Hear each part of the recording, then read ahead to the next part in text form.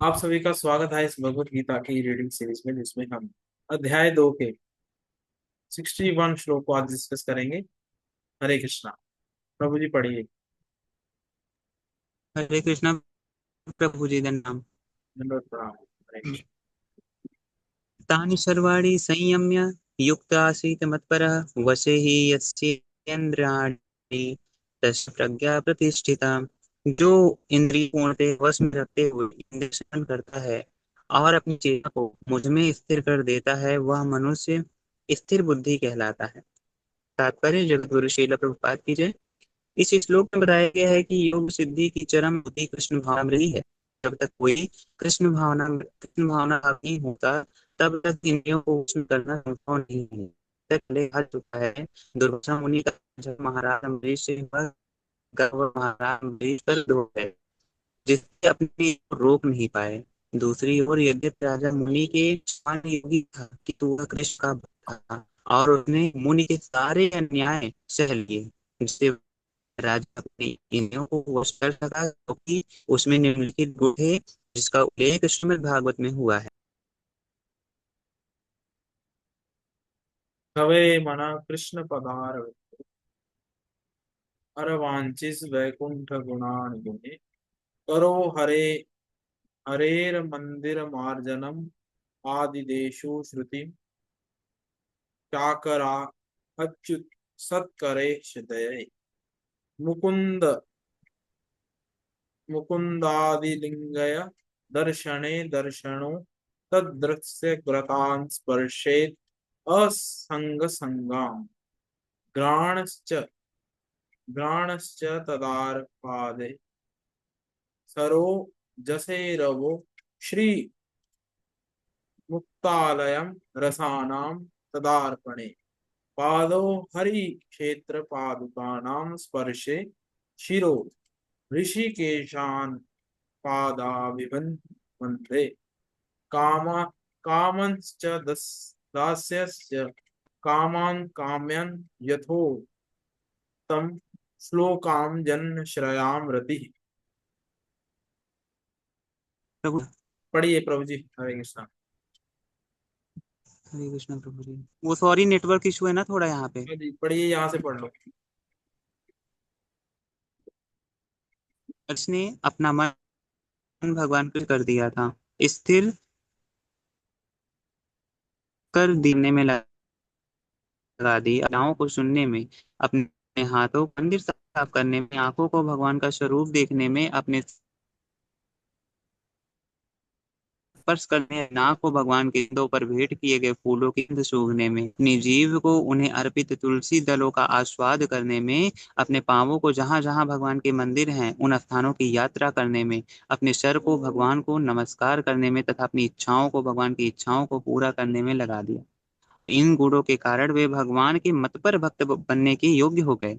इस प्रसंग में मतपर शब्द अत्यंत सार्थक है। कोई मतपर किस तरह हो सकता है, इसका वर्णन महाराज अम्बरीश के जीवन में बताया गया है। मतपर परंपरा के महान विद्वान तथा आचार्य श्रील बलदेव विद्याभूषण का कहना है, मद भक्ति प्रभावेन सर्वेन्द्रिय विजय पूर्विका स्वात्म दृष्टि सुलभेति भावः।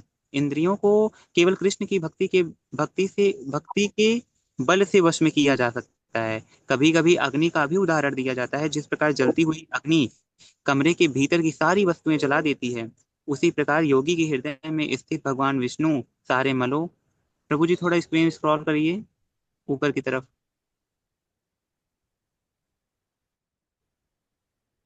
सारे मलों को जला देते हैं। योग सूत्र भी विष्णु का ध्यान आवश्यक बताता है, शून्य का नहीं। तथा कथित योगी जो विष्णु पद को छोड़कर अन्य किसी वस्तु का ध्यान धरते हैं, वे केवल मृग मरीचिकाओं की खोज में वृथा ही अपना समय गंवाते हैं। हमें कृष्ण भावना भावित होना चाहिए, भगवान के प्रति अनुरक्त होना चाहिए। असली योग का यही उद्देश्य है। हरे कृष्ण प्रभु जी। हरे कृष्णा प्रभु जी, धन्यवाद। यहाँ पर बहुत ही सुंदर राजा अम्बरीश का उदाहरण आता है। जब ये श्लोक पर डिस्कशन होती है कि जो इंद्रियों को पूर्णता वश में रखते हैं, वे इंद्रिय संयमन करता है और अपनी चेतना को मुझ में स्थिर कर देता है, वह मनुष्य स्थिर बुद्धि कहलाता है। तो प्रभुपाद जी इसकी एग्जाम्पल देते हैं कैसे स्थिर बुद्धि बन जाता है। श्रीमद् भागवतम से अम्बरीश महाराज और दुर्वासा मुनि मुनि की उदाहरण से ये हमें पता चलता है। तो कैसे इंद्रिय संयमित हो। इंद्रिय संयमित के आपको पहले भी बताया गया है कैसे संयमित हो। ऋषिकेश ऋषिकेश ऋषिकेन सेवन भक्तिर उच्चते।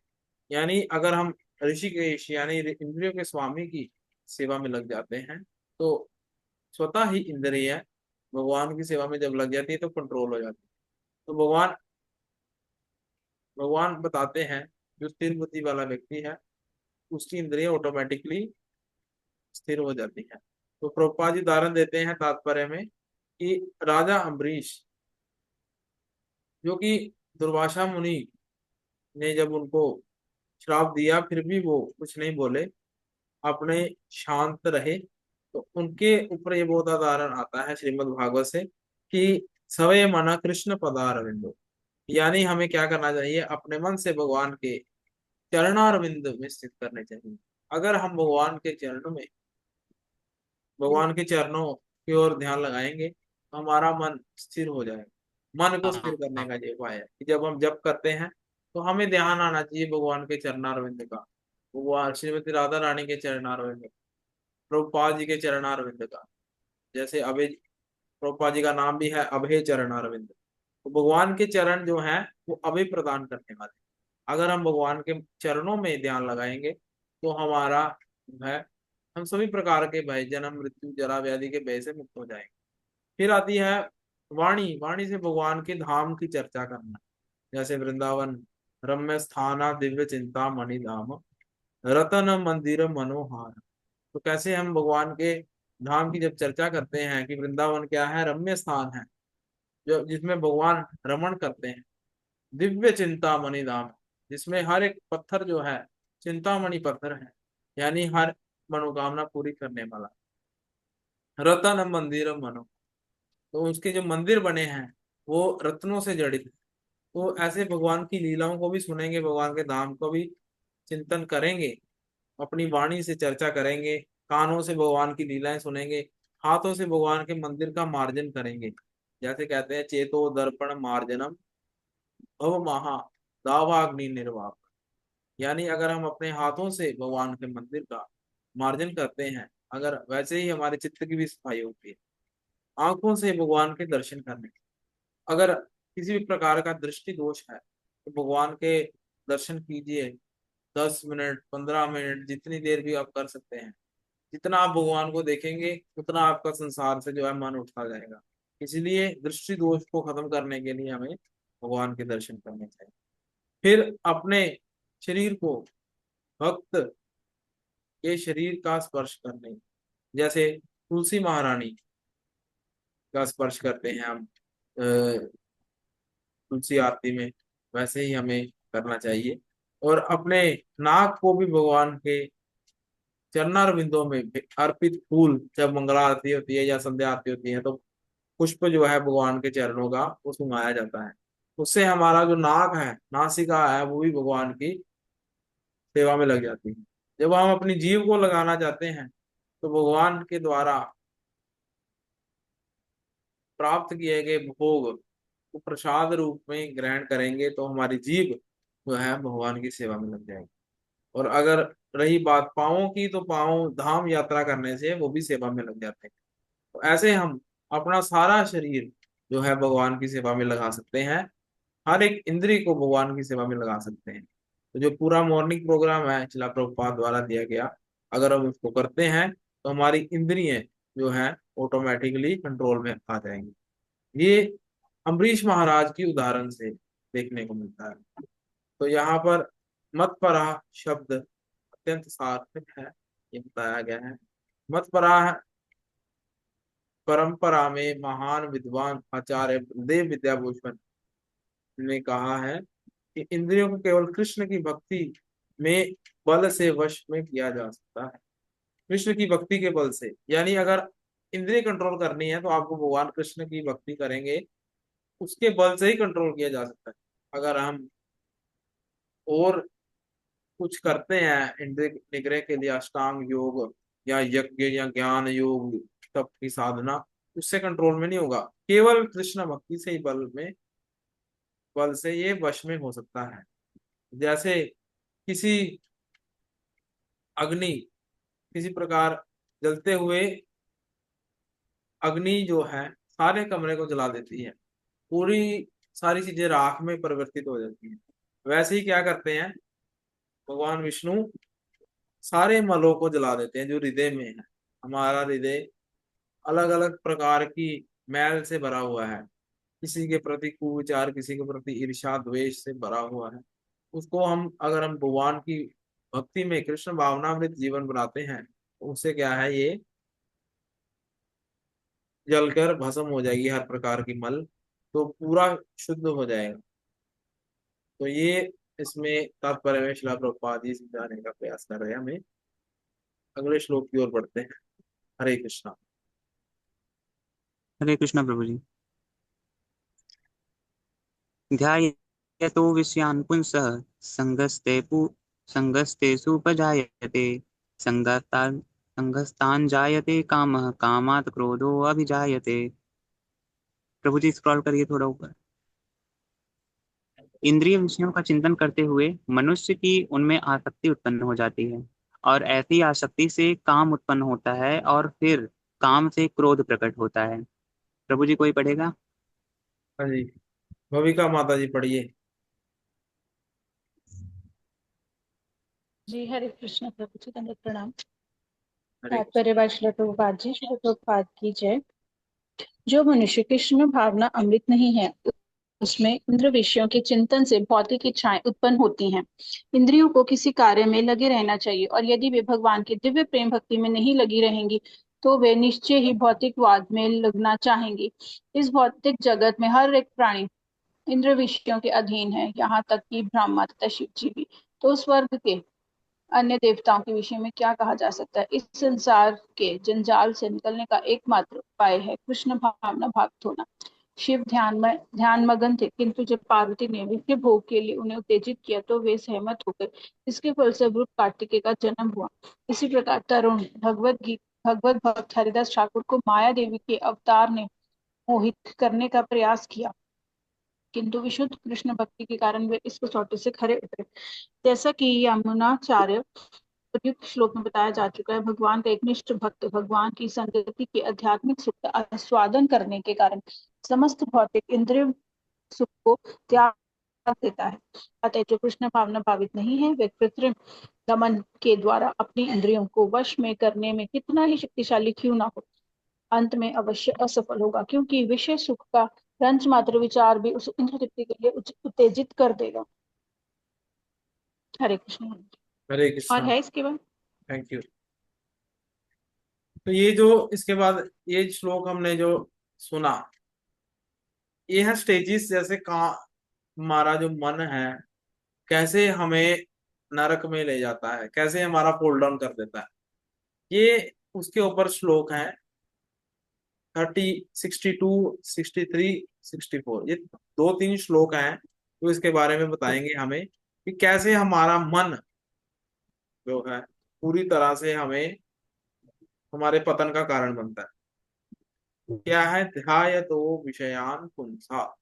अगर पहली बात तो कोई भी चीज आती है तो वो चलती है मन से, चिंतन से। ध्यायतो यानी अगर हम उसका चिंतन करेंगे, बार बार कंटेम्पलेट करेंगे बार बार मन में इंद्रिय विषयों का, तो क्या हो जाएगा, उनके प्रति अटैचमेंट उत्पन्न हो जाएगी। संगस्ते उपजायते, उसके प्रति अटैचमेंट हो जाएगी, आसक्ति उत्पन्न हो जाएगी। क्या कोई भी चीज का चिंतन करते हैं, जैसे हमारे मन में कोई भी विचार आता है माला करते करते कि फॉर एग्जाम्पल हमारे मन में आ गया अच्छा खाने का विचार, कि हमें ये खाना है, ठीक है, चिंतन किया हमने उसका, फिर उसके प्रति अटैचमेंट होगी कि हमें गुलाब जामुन खाना है, बहुत स्वाद होता है गरम गरम गुलाब जामुन हो, और बाहर अच्छा हो, स्वाद भी मीठा पूरा बराबर हो, चाशनी में भुगए हो, तो उसका चिंतन चलता है हमारे मन में। फिर उसके प्रति आसक्ति उत्पन्न होती है कि हमें खाना ही खाना है। फिर इंद्रिय विषयों में संगस्त्यायते काम, काम यानी उसको और प्राप्त करने की इच्छा उत्पन्न हो जाती है, कामना उत्पन्न हो जाती है मन में। अगर वो रसगुल्ला हमें, गुलाब जामुन हमें ना मिले तो क्या आता है? क्रोध आता है।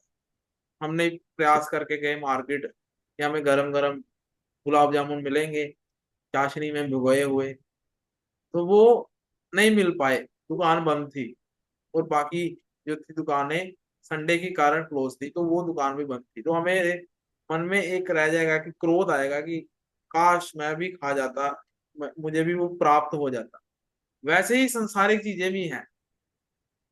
अगर इंद्रिय विषय भोग की बात करें, कि अगर कोई व्यक्ति है, जैसे कोई पुरुष जो कामी व्यक्ति है, वो चिंतन करेगा स्त्री का, इंद्रिय विषयों का, तो उसके प्रति अटैचमेंट उत्पन्न होगी, हाँ मैं करूं, ये संबंध बनाऊं।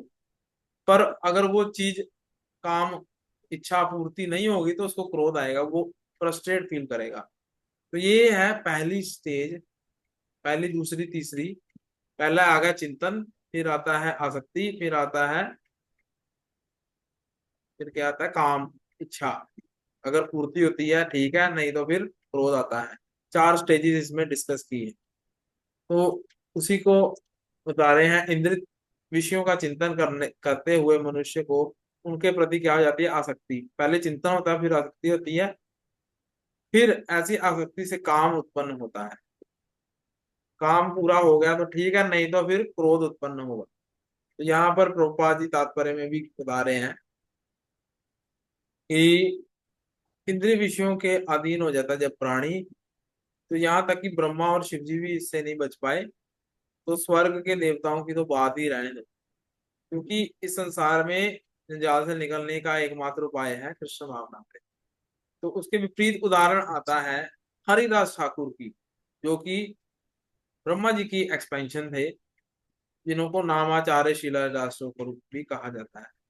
जिनके पास जब माया देवी आती हैं वैश्या का रूप धर के, एक दिन आती हैं वो कि हाँ मुझे, मेरी आप इच्छा पूर्ति कीजिए। तो हरिदास ठाकुर जी कहते हैं, मुझे, मेरे कुछ नियम हैं, मुझे वो कंप्लीट करने हैं पहले, फिर मैं आपकी जो है इच्छा पूरी करूंगा। उन्होंने, उनका जो था, एक दिन में 1 लाख नाम जप का संकल्प को पूरा करते करते पूरी रात हो गई। क्योंकि वो सुबह बैठते थे और शाम को, शाम तक उनकी जो है नाम जप का साधना चलती रहती थी। 1 लाख जब वो माला पर करते थे, 1 लाख जब वो गाकर, और 1 लाख जब पांचू, दिन का 3 लाख जब करते थे हरिदास ठाकुर। तो फिर क्या था, थक हार के वो चली गई वैश्या। फिर अगले दिन फिर आई, फिर हरिदास ठाकुर जी अपने नियम को फॉलो कर रहे हैं, और ऐसे करते करते 3 दिन हो गए। तीसरे दिन वो वैश्या जो है, उसके मन में जब उसने भगवान का पवित्र नाम सुना था, हरे कृष्णा कृष्णा कृष्णा हरे हरे, हरे राम राम राम हरे हरे, तो उसका मन जो है पवित्र होना शुरू हो गया। और वो पहली स्टूडेंट बनी हरिदास ठाकुर की। फिर उनसे उन्होंने दीक्षा प्राप्त की, और अपना सारा जो था कंटेम्पलेटेड, सारा विषय भोग वाला जीवन त्याग कर पूरी कृष्ण भावनामृत जीवन को उन्होंने अपनाया। तो ये है भक्ति की पावर। अगर उन्होंने कुछ नहीं किया अपने, उन्होंने बस अपने जो है नियम को फॉलो किया, हरिदास ठाकुर, कुछ उन्होंने कहा नहीं, कुछ उन्होंने लड़ाई झगड़ा नहीं किया, बस अपने चरित्र से ही, अपने करेक्टर से ही उन्होंने एक वैश्या पर प्रभाव डाल दिया, जो जन्म से ही कई बुरे कर्मों में लिप्त थी। ये है भगवान के भक्त का एग्जाम्पल, शुद्ध भक्त का। वैसे ही यमुनाचार्य जी का उदाहरण आता है, जो हमने कल सुना, कि वो अगर उनके मन में किसी भी प्रकार की संसारिक सुख की कामना आ जाती है, तो उनका मन थू थू करने लगता है। क्यों? क्योंकि कृष्ण के प्रति उनकी अटैचमेंट बढ़ चुकी है। तो जब कृष्ण के प्रति अटैचमेंट बढ़ जाएगी, तो ये सारी चीजें जो हैं फीकी लगने लगेगी संसार। वैसे ही अगर हम भगवान के प्रति आसक्ति उत्पन्न करते हैं, भगवान के प्रति हम चिंतन करते हैं, हमारे मन में आता है कि हम भी भगवान की सेवा करें अच्छे से, और ऐसे अटैचमेंट उत्पन्न होगी, और इच्छाएं उत्पन्न होगी, तो हमारा जो है जीवन सार्थक हो जाएगा। इसीलिए हमें जो है ये ध्यायतो विषयान पुंसा से उल्टा हो गए हमें भगवान की भक्ति की ओर ध्यान देना है, ना कि संसार की ओर ध्यान देना, क्योंकि ये संसार जो है ये नाशवान है, ये खत्म होने वाला है। तो आज के सेशन में इतना ही। अगर किसी का कोई प्रश्न है आप पूछ सकते हैं। हरे कृष्ण। हरे कृष्णा प्रभु जी, दंडवत प्रणाम। हाँ जी प्रभु, धन्यवाद, प्रणाम। प्रभु जी, जो नाम अपराध होते हैं, एक नाम अपराध ये भी आता है कि आज को हरि नाम की महिमा का उपदेश देना। हाँ जी। हाँ, तो प्रभु जी हम इससे कैसे बच सकते हैं? विकास प्रभु जी, मेरा क्या है कि अगर मेरे कोई रहता है तो मैं उसको कुछ बताने लगता हूँ, लाइक कृष्ण और अमृत में मतलब कैसे एंटर किया जाए, कैसे क्या किया जाए, भक्ति क्या है, तो फिर वो मानते नहीं है। तो देखिए, प्रभु जी मैं अपराध से मैं कैसे बच सकता हूँ? भक्ति भक्ति जो है किसी पे थोपी नहीं जा सकती, कि हम जबरदस्ती भक्ति उसको नहीं करवा सकते हैं। जब तक उसके जो है कर्मों का भार, उसके पापों का भार उसके सिर पर है, तो उसको भक्ति समझ में नहीं आएगी, उसके ऊपर से चली जाएगी भक्ति। तो हमें क्या करना है कि हमें पहले जजमेंट लगानी है कि ये जी। इसके प्रति, भगवान के प्रति क्या है, इसका श्रद्धा है कि नहीं है, उसकी बातों से ही पता चल जाएगा। तो वैसे हमें उन लोगों का संग भी नहीं करना है और अपना संग को भी बचाना है। जैसे हमने कल सुना कछुए का उदाहरण, कि हमें कछुआ जो है भक्तों के, जब उसको अनुकूल परिस्थिति होती है तो अपने अंग को खोल देता है, जब प्रतिकूल परिस्थिति आती है अपने अंगों को सिकुड़ लेता है। तो वैसे ही जब हमारे भक्ति के अनुकूल कोई भी हो, तब हमें जो है उनको ज्ञान देने का, उनसे बात करने का भक्ति के रिलेटेड फायदा है। नहीं तो हम क्या करेंगे, उसका कोई फायदा नहीं रहेगा, क्योंकि हम फोर्सफुली किसी को भक्त नहीं बना सकते।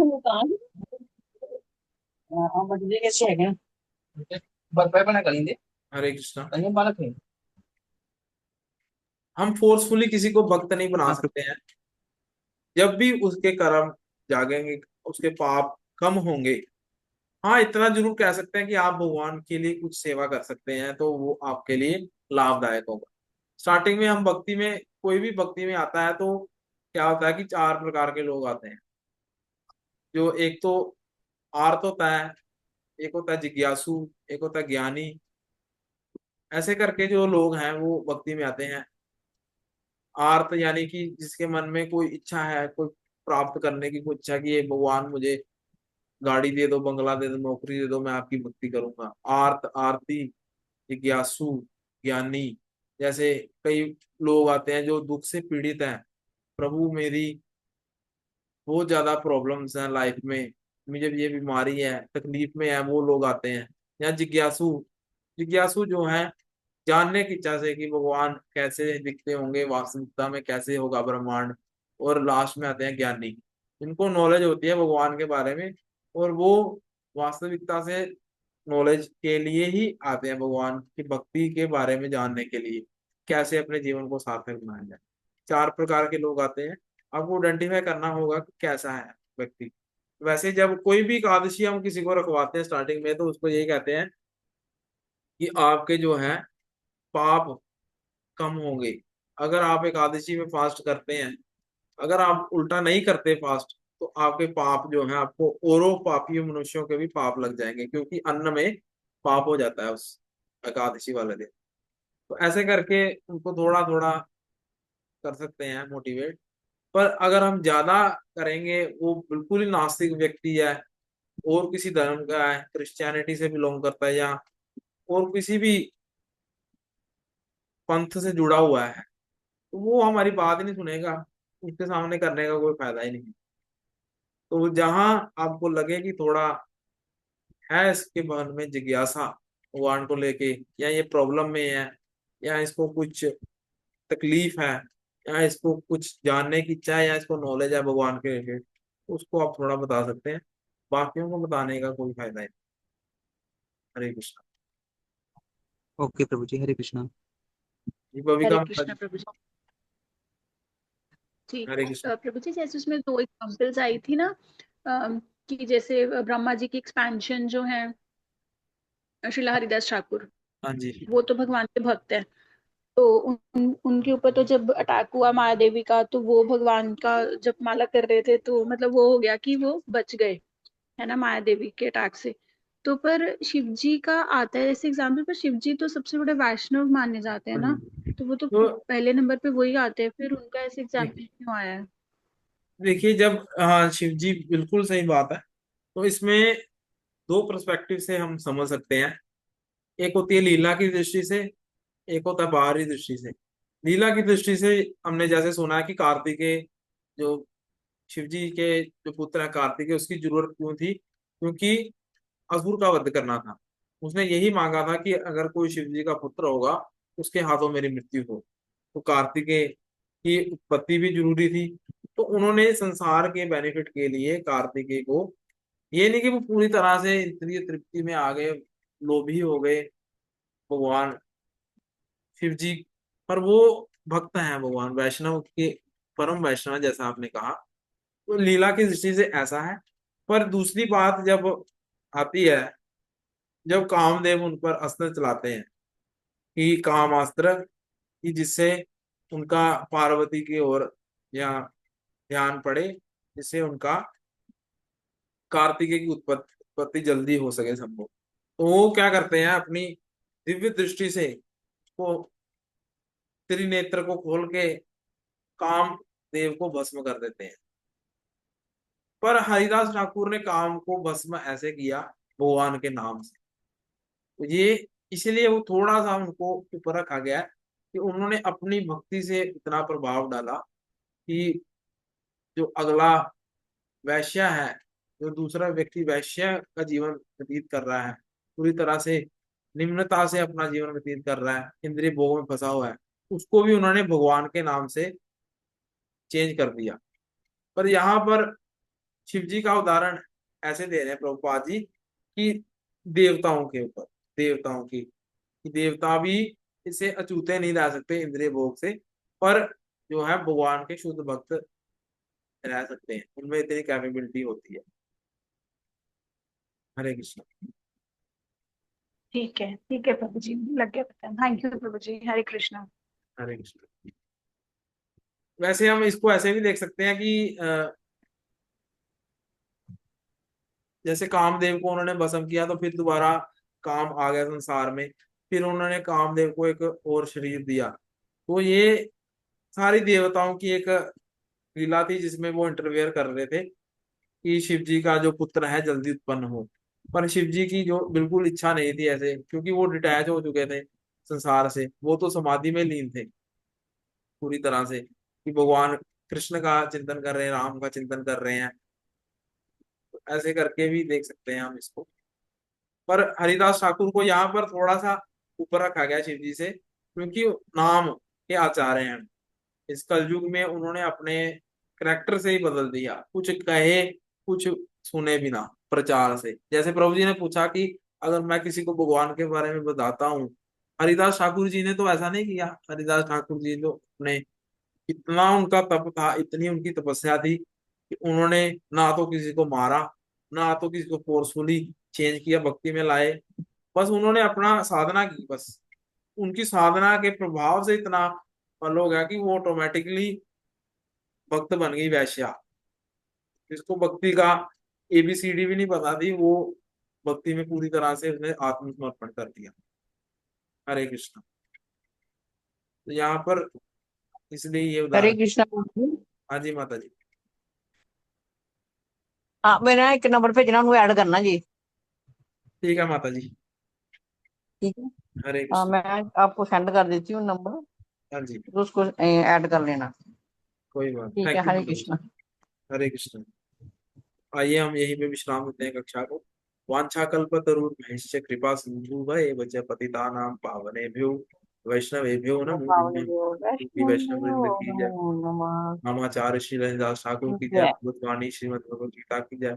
ताई जय गुरु प्रेमानंदे हरि हरि बोल। जय। हरे कृष्णा कृष्णा कृष्णा हरे हरे हरे, हरे हरे कृष्णा कृष्णा कृष्णा राम हरे हरे, राम हरे राम राम हरे। हरे Ram, Ram Ram Krishna Hare Hare. Thank you so much सभी का आने के लिए क्लास में। श्रृंगारवर्ष माता जी, thank you so much Bhavika माता जी, राघव कृष्ण प्रभु जी, आकांक्षा माता जी, थैंक यू। आपने बहुत ध्यानपूर्वक कक्षा को सुना। ऐसी उम्मीद है कि आप कल भी आएंगे और इस भगवत गीता की जो रीडिंग सीरीज है इसमें बने रहेंगे। हरे कृष्णा, दंडवत प्रणाम। हरे कृष्ण।